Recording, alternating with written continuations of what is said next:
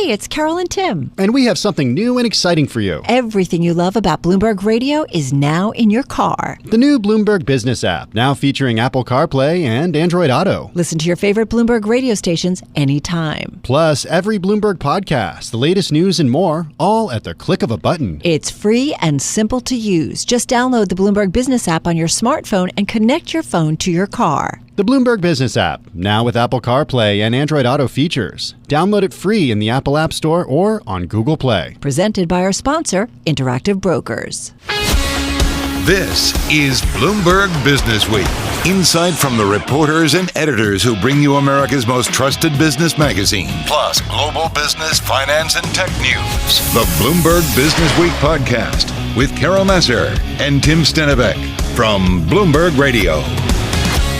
It was really kind of hard to keep up with stories about Amazon today because they just kept coming and coming. Amazon out, of course, today talking about Black Friday and Cyber Monday, saying that customers around the world purchased over 1 billion items on Amazon, and that shopping event, that extended event, if you will, breaking records, Tim. Yeah, also today, AWS, Amazon Web Services, and NVIDIA announcing an expansion of their strategic collaboration. And then, Carol, there's this. Amazon.com joining that chatbot race, announcing Amazon Q, their own digital assistant for corporate customers to do lots of things like search for info, write code, review business metrics. So much. But how smart is it? I don't know. So let's ask somebody who is super smart on all things Amazon. Bloomberg News senior executive editor of Global Tech, Brad Stone, is in the house. He's written several books, including 2 on Amazon, The Everything Store, and also Amazon Unbound. And while he's based in San Francisco, as we said, he's here in New York. Hello. Hi, Carol. It's kind of crazy, the amount of stories. Where to start? When you think about this company, I don't know, when you have a flurry of headlines like this, like what jumps out at you? Today's a reminder of the breadth and extent of Amazon's businesses and how it covers a lot of territory, and it's, in large part succeeding in a lot of different ways. I mean, the e-commerce information that they released is characteristically useless. They throw out numbers that are foggy at best, but Adobe does a pretty good job of telling us what's happening in cyberscope in the U.S. and in cybersecurity in the U.S. overall, and Cyber Monday was up like 9.6% over last year. Cyber Week, 7.8%. And look, that's in an environment where we thought consumers were going to be really reluctant to spend. One bright spot, somewhat sort of ironically, we know Americans love credit, is this whole buy now, pay later scheme. We've been talking about this. Yep, and that's up like 45% over last year. And you look at the stock of a company like Affirm, which jumped, I think, like 15% yesterday. Mm-hmm. And so, that's kind of scary stuff. Yeah, maybe a little bit, but consumers are discovering it and they're taking advantage of the deals. And it's not just a day or 2 days, it's the whole week. Like even Thanksgiving sales were up 5 or 6%. That's amazing, right? We really thought, okay, is the consumer slowing down? No signs of it. I think we often talk about ecosystems, and we talk about Apple and Google and Microsoft and the way these companies sort of own parts of your digital life. But I was actually thinking over the weekend, Brad, about Amazon's ecosystem. I said this earlier, but I just re-upped my membership at One Medical. And instead of doing it through One Medical this year, I did it through Amazon Prime. I saved $100. We got a Ring doorbell, and we're getting the Ring security system. They got you, Tim. And that's owned, Amazon bought that company. So these are two companies. He walked in chanting Amazon this morning. But it's also, and look, seriously, we have Amazon, groceries being delivered tonight. It's kind of the Apple model, like you're in the system. But it's not books, and it's not like, just knickknacks that we're buying on Amazon. These are totally different businesses for Amazon, not to mention AWS here. Just talk about how you think about the Amazon ecosystem in 2023. Well, it's interesting because is ecosystem even the right word? I mean, when we think about iOS and Apple, all the different pieces and parts nurture each other. If you have an iPhone, you're more likely to get an Apple Watch or to use Apple software. Amazon's got a lot of these disparate businesses, and this week they have their annual reInvent conference in Las Vegas, their big AWS show. Amazon is the leader in cloud computing, but 1 year ago Thursday was the introduction of ChatGPT, and ever since, there has been a narrative that Amazon is behind in generative AI, that it doesn't have quite the story. And so today, as you guys mentioned, they released this Q workplace chatbot. If you're going to name it Q, you have to assume that's going to be able to espouse conspiracy theories, I guess. But it's their bid to compete with ChatGPT in the enterprise. And I think it's interesting. We'll have to see how good it is, but it has nothing to do with One Medical or the Ring doorbell. So this is a company. I remember one of the last quotes from Bezos in my first book, The Everything Store, was him saying we don't have a lot of advantages, so we have to weave a rope of smaller advantages. Like that, in some ways back then, that book was published in 2013, it was all connected. I don't think that's true anymore. Meaning they don't have the iOS ecosystem or the Android operating system. No, they tried or and failed Microsoft. with that. Yeah. And there are a lot of these disparate businesses, and to the extent that there are connections, they're very light.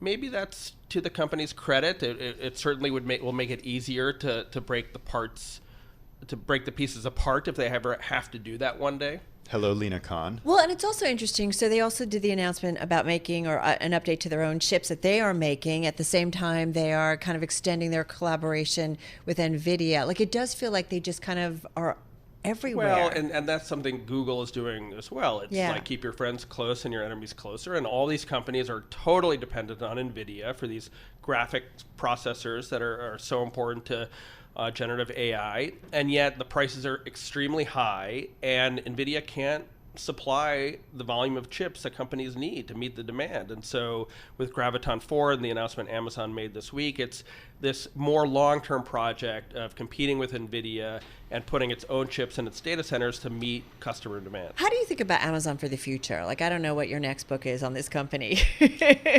But having said that, is it going to be, these businesses, but so much more still? Well, look, I mean, they're very kind of strategically positioned in businesses that seem to show no signs of slowing down. Yeah. I mean, the great e-commerce revolution, we're 25 years into it, and as we just said, it's still growing 10% every year over Cyber It's my Week. default when I buy something. Yeah, they're finding new ways to get us to, Friday night football, and the kinds of ads that they had, and the experimentation they're doing with advertising that leads to purchases. This is all like a green field for Amazon. And then on the cloud side, we're in the very earliest days of companies moving their operations to the cloud, using these AI tools. We have no idea how it's going to go. We might look back and think all this was very overhyped one day. Yeah. But certainly Amazon, like a lot of the other big tech companies, are positioning themselves for another phase of growth. But I think the fact is increasingly people are finding, increasing shares of their dollar are going to Amazon, whether it's for groceries, whether it's for medical care, security, whatever, or just, sort of AWS stuff that they don't even know that they're using. I was joking about Lena Khan earlier, but from a regulatory perspective, and you were talking about potentially breaking this stuff up in the future, what should be on Amazon's radar when it comes to regulators? Well, I mean, I think the FTC and this case that has been filed, and they're fighting battles on multiple fronts. State AGs, the European Union. It's almost an existential battle for Amazon, right? They're having to explain, what they do, how they do things for a company that's been incredibly cryptic and secretive over the span of its life, and then also maybe proving. And it's increasingly hard that they're not a monopoly. Now, they can point to these Cyber Week shopping numbers and say, look, this was not just Amazon, but Shopify had a great week. Walmart.com had a great week. We yesterday heard news of Shein, this Chinese retailer, quietly filing to go public. The Shein story is this incredible story of a retailer that has come out of nowhere over the past few years to compete in fast fashion in the West. So there are a lot of competitors. So I think first and foremost for Amazon is proving that while it is a wildly successful story, that it is not the only game in town. Andy Jassy has really just taken the baton and run with it. How do you? Well, and just got about 30 seconds. In some ways he was. Yeah, in some ways he had to fix some of the problems of Bezos's final tenure, where he may have taken his eye off the ball a little bit and hired too many people and created too many experiments. And I think Jassy did a good job of really narrowing it down and making the company more efficient, and then placing a couple of strategic bets. Healthcare is one. Keeping the emphasis on the cloud and not doing all the crazy things that Jeff really, initiated when he had an idea that Amazon could be everything to everyone and compete in every single industry. Just really quickly, 10 seconds. Is Jeff still very involved? As a board member, not as an operator. Interesting. Yeah. Good stuff. Thank you. I know Thanks, you're guys. busy and you found time for us. Brett Stone, we love, Senior Executive Editor of Global Technology here at Bloomberg. Check out his books. He wrote the best books on Amazon. Two He of wrote them. it. Go check them out. And more books. Yeah. You're listening to the Bloomberg Business Week podcast. Catch us live weekday afternoons from 3 to 6 Eastern. Listen on Bloomberg.com, the iHeartRadio app, and the Bloomberg Business app. Or watch us live on YouTube. All right, everybody. Carol Massar, Tim Stenovec, live here on Bloomberg Business Week. We're going to stay with what is certainly our top story. And as we've mentioned, we are talking about Charlie Munger, who, as many would say, Noah Buhire writing in a Bloomberg story, the alter ego, sidekick, and foil to Warren Buffett for almost 60 years as they transformed Berkshire Hathaway from a failing textile maker into an empire, has died. He was 99. Let's talk a little bit more about it. Yeah, an incredible life led. For more, we go to Bloomberg Intelligence Property and Casualty Insurance Senior Analyst Matthew Palazzola, who joins us this afternoon. Matthew, good to have you with us. What was your first reaction, your first thought when you saw this news that Charlie Munger died at 99? Yeah, I mean, obviously, a very sad day. I was at the annual meeting this year. He's still incredibly sharp, very much with it. I have to look at it from the operations of Berkshire Hathaway, and clearly he has taken a reduced role over time. So my thought is, very sad day, but for the company that they've built, they talked about it actually being, quote, easy, which is, I guess, a very humble understatement. But I think they buy good companies, they let them run, and, this machine they've built will go on for, all of time, really. And yet they've allowed it to be tweaked with bringing in the next generation of investors and also listening to what they have to say. And it says something about their relationship, Munger and Warren Buffett's, together to kind of maintain their core in terms of their investment strategy, but also be open to listening to kind of what's out there and how the world is changing. Yeah, I think they've always been hands off with the companies they buy, and they brought in investment managers. They've ceded a lot of power to Greg Abel and Ajit Jain over time, which is just prudent. And if anything you could say is that they've been very prudent managers of Berkshire Hathaway's capital over time.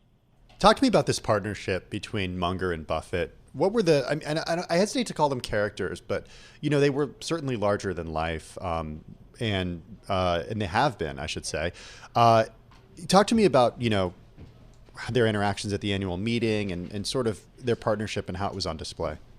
Yeah, I mean it was really fun to watch. I mean, they'd be sitting up there eating See's candy and drinking Coca-Cola at the same time, which I find kind of crazy, but they're doing that, and they're recalling individual meetings that they had 40, 50 years ago, and Buffett is forgetting a couple things, and Munger's reminding him of, well, this guy said that, and we said this, and we made this much money in these meetings. I mean, it was truly a partnership for all of that time, and their interaction was just amazing. They would finish each other's sentences.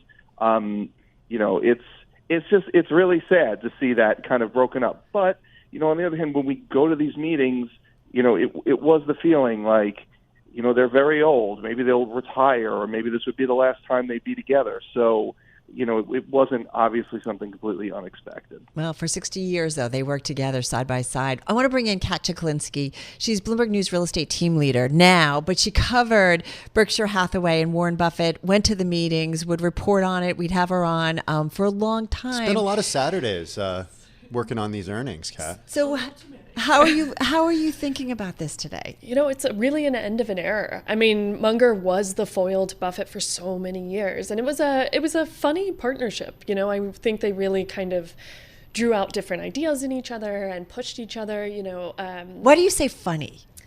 Well, because they really had a good time. Yeah. Like, if going to those annual meetings, you were like, it was kind of a comedy show between the two of them. Like, yes, they'd offer investment advice, but they really bantered back and forth, and it was fun to cover for a long time. Kat, who is Warren Buffett without Charlie Munger? I think Charlie pushed him on a lot of things. Like, I think, for example, in our obituary, we talk a lot about Charlie was really interested in investing in China. And I think some of that mental flexibility, that sort of a desire to push Buffett into maybe areas he'd be a little more skeptical to get into. I think that was a large part of Charlie. Yeah, he's a little bit older, right? Just a few years older. Yeah, he's just shy of his 100th birthday, so... Yeah, no, but I was thinking older than Buffett, right? Just Yes. a few years older. No, talk to us a little bit about in terms of your coverage. I mean, like as you said, they were funny together, but the company did evolve, right, in terms of their investments. There's some things that I feel like they've held on to forever, but they also then kind of moved into we talked about Apple as an investment, and that was, indicative of, I guess, some of the new folks that they brought in as well. Yeah, it has evolved. Like it was mostly for the longest time Buffett and Charlie kind of leading it, and it still remained that way until the very last day. But they did bring in new people. Ted and Todd are key on their investments, and I think there was a moment a couple of years ago when Ajit Jain and Greg Abel were both promoted to vice chairman alongside Charlie, and I think that was a really big sign that they were preparing the future generation of this company. But I think Buffett and Munger had such a good time running it that they didn't want to stop until they sort of until the very end, and because they've always been the face of the company, no doubt about it. Yeah, and I think they were a huge draw for investors for so many years, because you're not only getting a big industrial behemoth with insurance companies and all these different businesses, but you're also getting this huge stock portfolio that they can bet on Apple, they can bet on all these different companies with. So I pulled up the list of companies like See's Candies. We always talk about. But we used to talk about Brooks, though, sneakers. Of course, Geico. Looking at the Brown Shoe Company. There's jewelry. Like they were in so many different things. Yeah, and I think the way Berkshire got built up was really part of that partnership. Is them pushing each other to try different companies, to look at different industries, to say, hey, what do you think about this business and how it works? And they would talk a lot. Even though Charlie was often in California and Buffett lived in Omaha. I think sort of the weird mixture of Berkshire is thanks in part a lot to Munger. Yeah. Hey, Matthew Palazzola from Bloomberg Intelligence, come on back in here and talk a little bit about what this means for Berkshire Hathaway without a Charlie Munger there. Yeah, I mean, like I said, I do think his role was clearly had taken a step back. They have ceded a lot of power. I hate to say, I don't think it's a huge deficiency on the operations going forward. I mean, many of these businesses that they have, I call it kind of an all-weather portfolio. The earnings power of the company is, I think, going to be totally intact. They've been on the hunt for a big deal for a while, and Buffett's they've been really shy on valuations. So, I don't think it really much changes from the operations of the company. I probably think Buffett doesn't pull that trigger on a big deal anytime soon. And if he does, it's probably going to be something we never heard of, honestly. Kat, save 20 seconds for you. Last thoughts here. Yeah, I mean, I think it's really a huge loss today. I think Charlie Munger was an interesting individual who, made us laugh, but also, taught us a lot about different investments. And, I think it's really, the end of an era for Berkshire. Absolutely right. In terms of companies, the investment world, and just kind of someone there to kind of right the ship, like when there was crisis or so on, the two of them together. Kat Chiklinski, thank you so much. Matthew Palazzola, thank you as well. You're listening to Bloomberg Radio. You're listening to the Bloomberg Businessweek podcast. Catch us live weekday afternoons from 3 to 6 Eastern on Bloomberg Radio, the Bloomberg Business app, and YouTube. You can also listen live on Amazon Alexa from our flagship New York station. Just say, Alexa, play Bloomberg 1130. As you know, Charlie Munger, who has worked side by side with Warren Buffett to build out Berkshire Hathaway for the past 60 years, has passed away at the age of 99.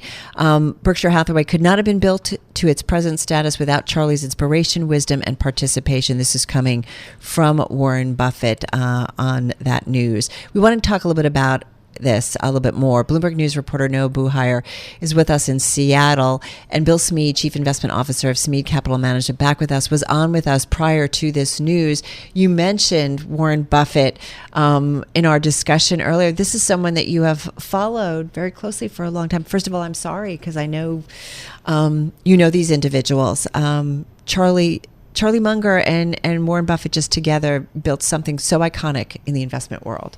I wrote a letter to Buffett probably 5 years ago, just thanking him for how incredibly generous that him and Munger have been with all of us. I mean, it literally changed our lives. What do you mean by that? Yeah. Oh, by communicating the discipline that they practiced.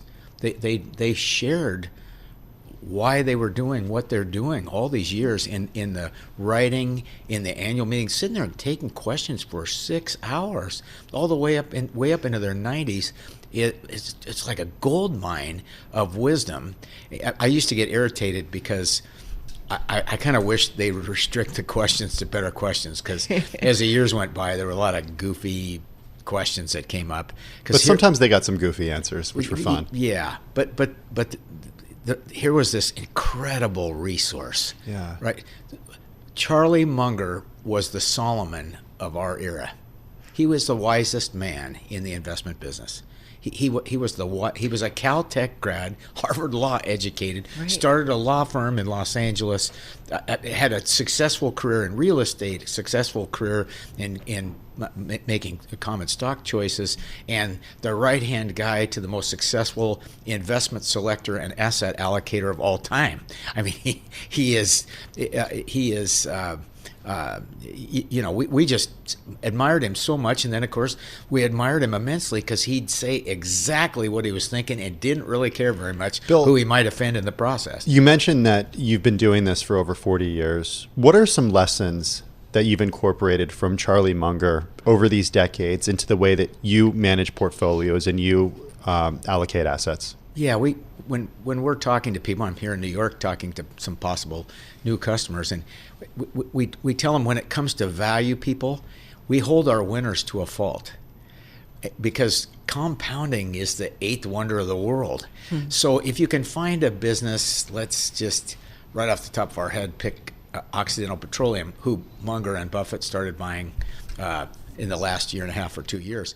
They're generating massive free cash flow. They're paying down debt with it, but then they're also buying back stock. So like Buffett says, over the years, if it's a company generating high returns on equity, high free cash flow, buying back their stock, he ends up owning a larger and larger and larger part of the business as the years go by. That's what he did with Coke. That's what he did with American Express. That's what he did with a lot of different companies. And holding your winners the fault is a key component of alpha. As I explain to people, you buy a stock at 30 and pay cash. The worst thing that can happen is it goes to zero. You lose 30 points of alpha. If you buy a stock at 30 and it goes to 90 and you sell it and it goes to 210, you lose 120 points.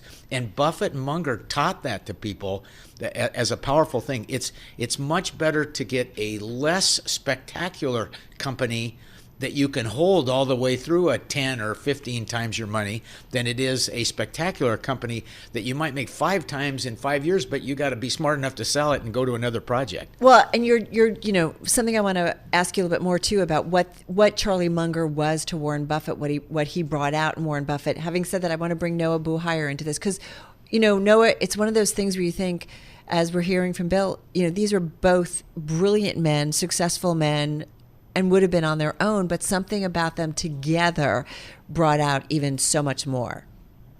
Yeah, I think that's a critical point here. It was the combination of talents that they brought to bear really was deeply important in the evolution of Berkshire. The other thing, just speaking as a journalist, the thing that I always found so incredibly amazing about Charlie Munger was his directness and his willingness to speak his mind, even if his opinion wasn't necessarily a popular one. As a business reporter and someone writing about investing, you always knew that Charlie was not just going to give you the pithy quote, but something that actually had some real substance behind it. And I think that's in large part what has resonated with a lot of investors over time. I mean, people would go. One of the things that's underappreciated about Charlie Munger is that deep into his 90s, people would go to Los Angeles to hear him speak at the annual meeting of a small publishing company called the Daily Journal. The Daily Journal. This was Buffett had nothing to do with this thing. They would just go to hear Munger alone. And I remember the first time I went to this thing, there were maybe 100 or 200 people. And, 3 or 4 years later, word had gotten out and a couple thousand were going. I mean, you have to understand, Charlie Munger was respected in his own right. It wasn't, he's often known for his affiliation with Buffett, but he really did have his own loyal following. To back up Noah on that, one of our favorite things is when it comes to climate change, he just said, why don't we just build a seawall? Right? That was his opinion. It's like, okay, if it's real, let's do what they did in Amsterdam and just build a seawall in California and New York. And that's so simple and logical and less expensive, but that's Charlie Munger. It was always, common sense always won. The difference between the two men is Warren wants to die without any enemies. He has more of an urge to be liked. He's a wonderful man, and he wants to be liked. Whereas Charlie could care less if he's liked, right? He wants to share wisdom, share truth. What was it like from the different meetings you went to and just kind of seeing them up on stage, things that kind of stood out for you? Well, there's hardly any better comedy routine that's ever been done. Yeah. The back and forth. Of course, Munger had lots of the singers, but Buffett had plenty himself. And, they played off fantastically. It was, I had a next-door neighbor that was 4 years ahead of me in school, and I had no brothers, 3 sisters, and he was one of 4 brothers. And he and I are extremely close friends, but he's 4 years older than me, in the same way that Munger was 6 or 7 years older than, 6 years older than Warren. Right. But yet, we met and we were finishing each other's sentences, and that's the way these guys were. They were finishing each other's sentences. They'd say the first part of the sentence, and they didn't have to continue because the other guy already knew what the rest of the sentence was going to be. It's just that kind of relationship. I know, Buhai, I'm so glad you're with us because we've been reading from your obituary nonstop for the last hour here. And, to Bill's point about this idea of common sense and not always needing to be liked, you mentioned this, some of his donations, and this one's at the top of mind for me because it's relatively recent. 4,500 person dorm on UCSB's campus, which actually got a lot of people interested in dormitory architecture who didn't think that they would actually be interested in dormitory architecture. But here Munger is trying to solve this problem of student housing, and he got a lot of blowback to this idea, and ultimately they canceled it. What happened?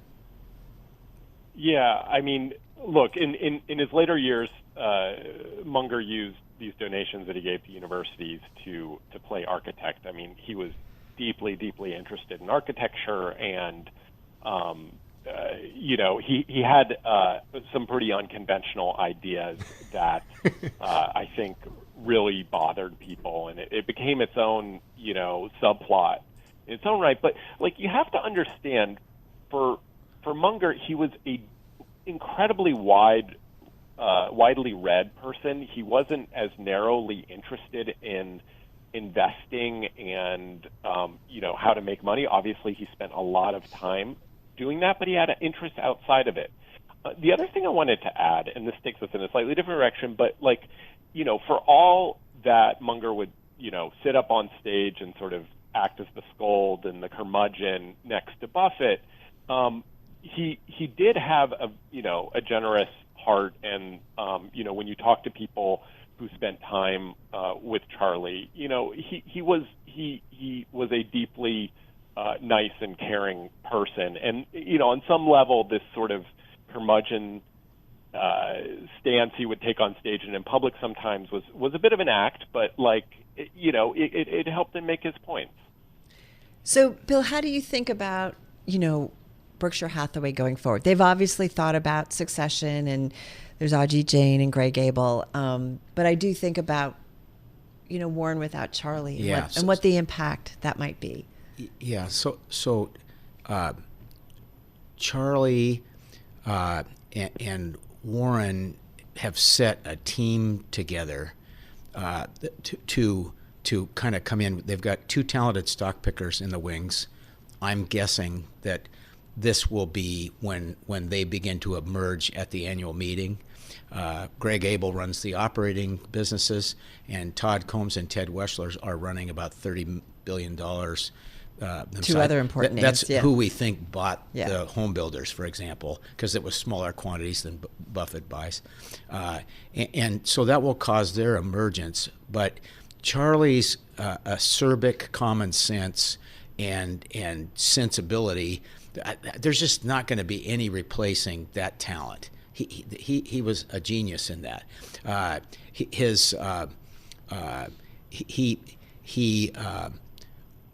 He would look at the situation and hit it only with the best logic, right? Each situation, regardless of who might be offended by the logic of it. Yeah. So he'd quote scripture, and then he'd support abortion rights, right? Mm-hmm. So but logically, he was trying to solve a problem with money. Right. And the architecture thing just brings back to mind that he graduated from Harvard Law School and Caltech and was an architect, and he was the Renaissance man. Kind of different sides of the brain. Just unbelievable mixture of mental model talent. Just amazing.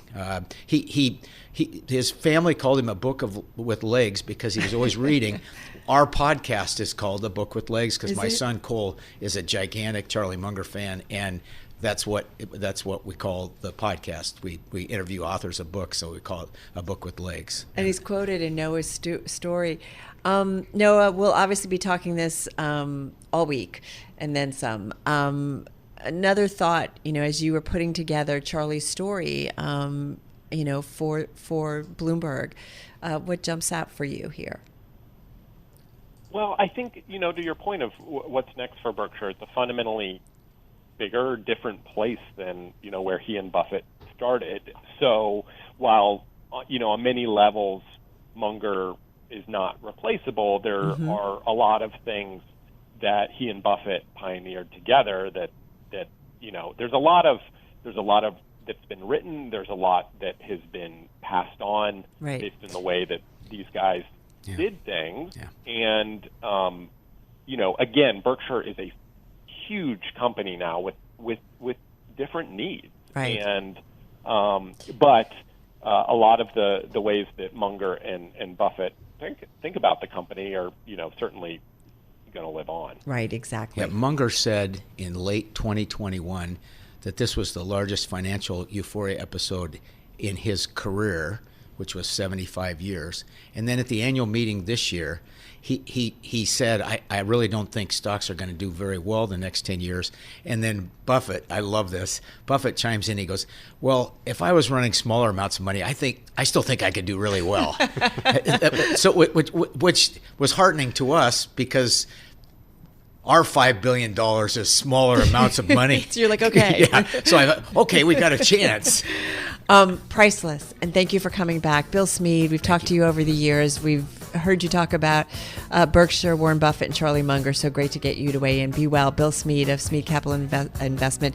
And of course, our Noah Buhire. Read his story on Charlie Munger. It's on the terminal and at Bloomberg.com. Noah, thank you so much of Bloomberg News. This is Bloomberg Radio. I'm driving in my car. I turn on the radio. How about you let me drive? Oh, no. Who's gonna drive you home? Honey, please, I'll do the driving. Drive on. Excuse me, I want to drive. It's the question that drives us. This is the Drive to the Close. That funky music will drive us till the dawn. On Bloomberg Radio. All right, everybody, just about 18 minutes left in today's trading session. Time for the Drive to the Close. Bill Smead is in the house. He's founder and CIO at Smead Capital Management. The Smead Value Fund, they've got roughly $4.5 billion in assets under management.